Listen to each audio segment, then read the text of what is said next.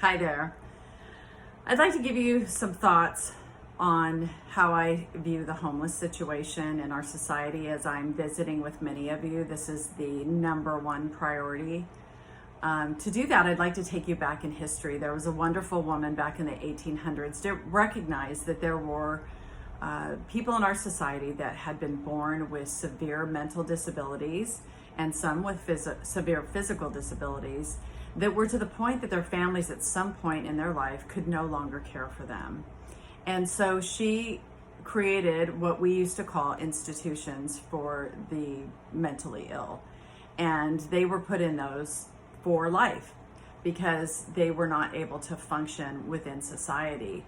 Back in the 80s, our legislature in California recognized that those facilities and how people got into them was being abused. And so they took swift action to not completely shut those down, but pretty much shut those down and the avenue which you could get people into them. And so since that time, our jails and prisons actually became the place where those people went. And we heard many of our law enforcement complaining that over time.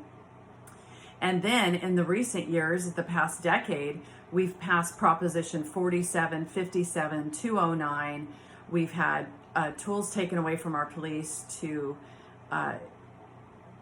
give consequences for petty theft, for other crimes. And also we have had early release of prisoners. This has created on our streets a severe homeless issue that as we attempted to deal with it, there were advocates supporting the homeless, which I absolutely agree with. People need to be dealt with compassionately. These are human beings. But the courts issued some decisions that made it very difficult for your local elected officials to deal with this problem. And so what we've had to do is kind of crawl our way back out of it and recognize how do we do this a new way. And so we've created emergency shelters. We're all working on supportive care housing for people that just need a little bit of help during the day. But I really feel like there's a couple of missing pieces to the puzzle that still need to be done. And one is we need to do some criminal justice reform based on the fact that we should recognize that some of those decisions that we made have not quite turned out the way we had hoped. And so we need to bring those back, because what I believe today is when you have consequences to things you do wrong, regardless of why you did them wrong, it can turn your life around. I hear testimonies of people in recovery all of the time that say, hey, that time I spent in jail, that was the pivot point for me personally when I went into recovery and I got off drugs, or I quit abusing alcohol and many things like that. And so I think it's a mistake that our society is taking that tool away from the people and the police to offer that. We do it better today than we used to. Our police are policing in a much different way than they used to in decades before.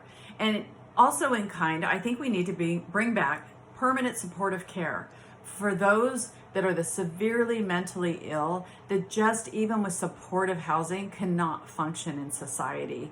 I find it abhorrent that those people are living in our streets in the conditions that they are. And I believe we need to take swift action to change that. And this would include that type of care for them. And I think we can do it better today than we did in the past. We have so many tools. We have so much more knowledge about how to care for the mentally ill today. We have medications that we didn't have back then.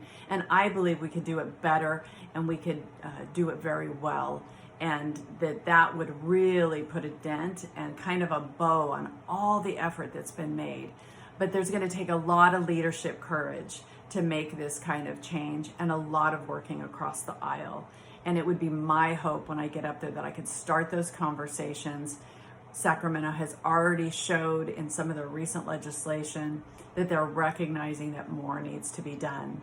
And so I would go up there with these couple of additional ideas. I'd love to hear your thoughts on it. Please comment below if you have any additional thoughts or what you think of the solutions that I am putting before you today. Thank you.